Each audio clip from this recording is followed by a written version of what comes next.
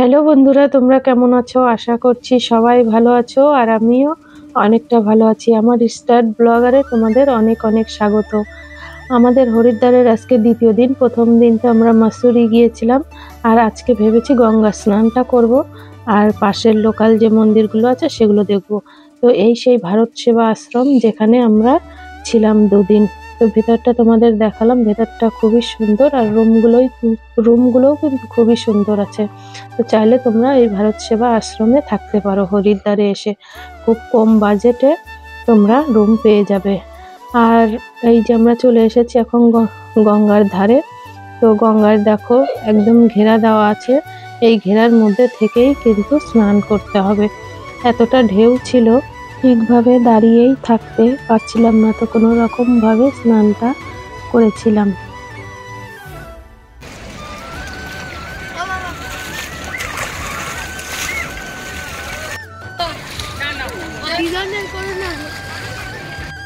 আমাদের সবার স্নান ধান কমপ্লিট। এবার গঙ্গা দেবীকে একটু পুজো দেব, তার জন্য পাশেই কিন্তু পুরোহিত ঘোরাঘুরি করে। তাদেরকে বললে 101 টাকা দক্ষিণা দিলে তারা মন্ত্র করিয়ে পুজোটা তোমার দিয়ে দিবে। তো আমি আর মা দিয়ে দিলাম পুজোটা। তারপরে আজকে আমরা বেরোবো যে লোকাল মন্দিরগুলো আছে সেগুলো দেখার জন্য। প্রথমে পুজো দিয়ে একদম ফ্রেশ হয়ে যে গঙ্গার আশেপাশে তোমার দোকান আছে সেগুলো একটু আমরা ঘুরে দেখে নিলাম।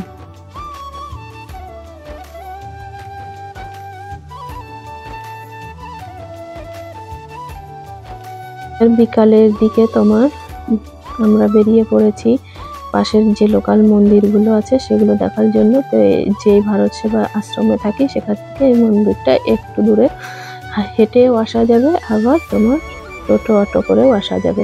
তো এখানে যে পাথরটা দেখছো এটা কিন্তু জলের ওপরে ভেসে আছে, সেই রাম সেতুর মতো একদম জলের মধ্যে ভেসে আছে। তো এটা দেখলাম, দেখার পরে আমরা চলে এসেছি আর একটা মন্দিরে। তো চলো সবাই মিলে এই মন্দিরটা দর্শন করি।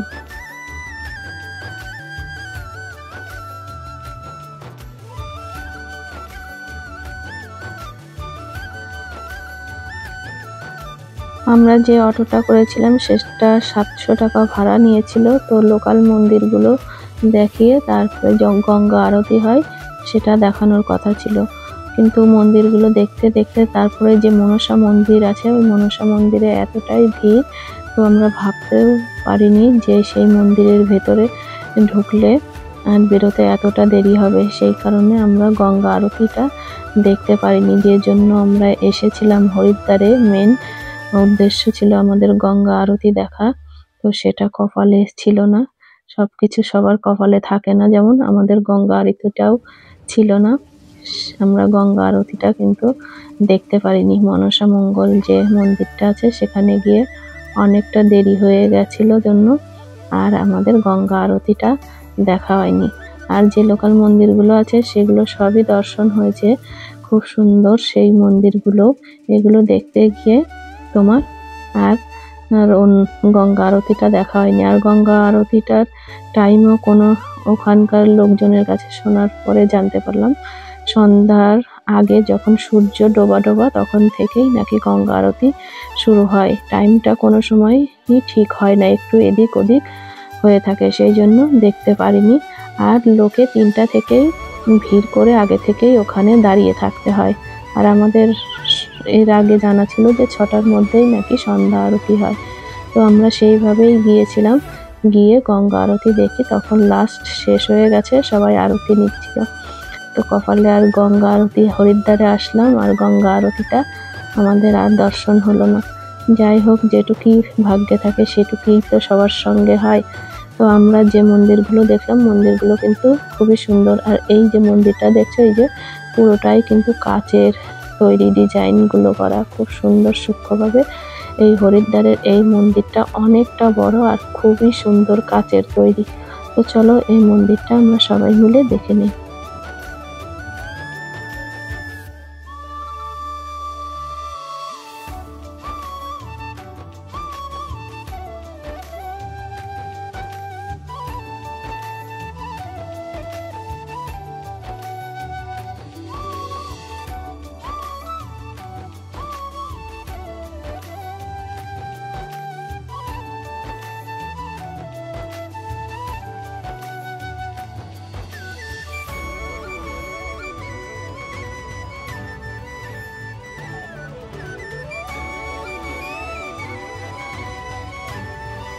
এই যে রথটা দেখছো, এটাও কিন্তু দেখো ঘোড়াগুলো একদম কাছে সূক্ষ্ম সূক্ষ্ম কাজ দিয়ে ডিজাইন করা, খুব সুন্দর লাগছে এই অর্জুনের রথটাও দেখতে। তো এই মন্দিরটা আমার হরিদ্বারের মধ্যে লোকাল যে মন্দিরগুলো আছে সেগুলোর মধ্যে এই মন্দিরটা খুবই সুন্দর লেগেছে। তো তোমাদের এই মন্দিরটা কেমন লাগলো অবশ্যই কিন্তু কমেন্টে জানাবে। তো চলো এই মন্দিরটা সবাই আরেকবার ভালো করে দেখে নিই।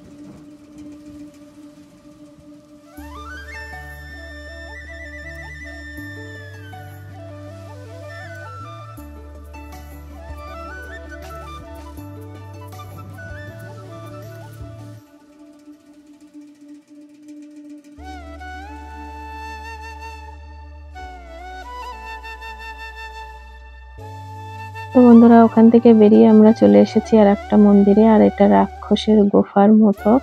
মন্দিরটার বাইরে খুবই সুন্দর দেখতে, আর ছেলে দেখো ওইদিকে একদম রাক্ষসের মুখের ভেতরে ঢুকে গেছে।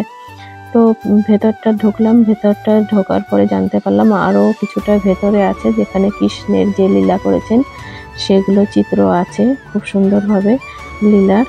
তো সেগুলো এই যে এই গেটটা দিয়ে ঢুকে ভেতরে আছে, তো সেখানে ক্যামেরা অ্যালাউ নাই, সেই জন্য আর ভেতরের গুলো করতে পারিনি, বাইরের যতটুকু ছিল সেগুলোই তোমাদের সঙ্গে শেয়ার করলাম। তো এখান থেকে দেখে আমরা চলে গিয়েছিলাম আর একটা মন্দিরে।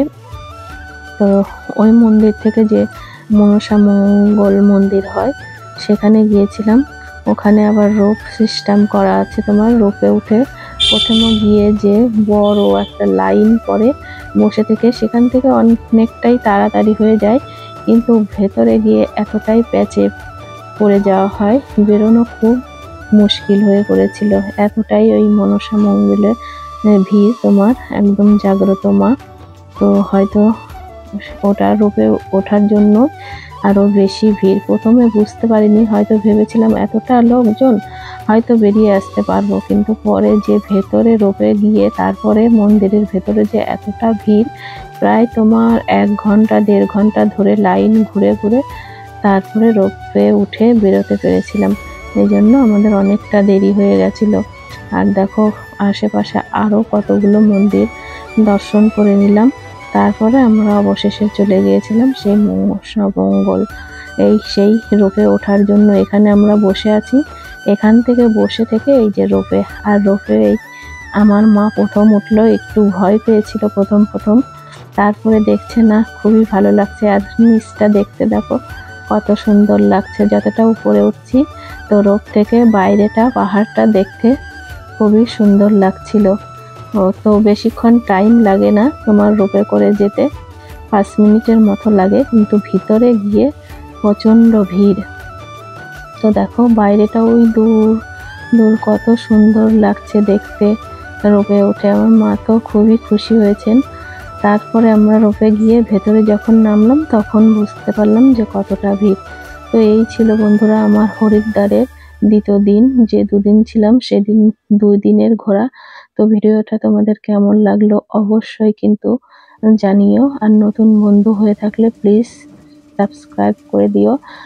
আর কেউ যদি এই হরিদ্বারে আসতে চাও অবশ্যই কিন্তু সেই ভারত সেবা আশ্রমে থাকো, তাহলে তোমাদের অনেকটা টাকা সেভ হবে, আর খাওয়ার ব্যবস্থাও খুব সুন্দর আছে। আর এই যে দেখো সেই মনসা মঙ্গলের ভেতরটা কতটাই ভিড়। তো বন্ধুরা হরিদ্বার আমার এই 2 দিন ঘোরা কমপ্লিট হয়ে গেল। তো আজকের মতো ভিডিওটা এতটুকুই, তোমাদের সঙ্গে দেখা হচ্ছে আর একটা ব্লগে।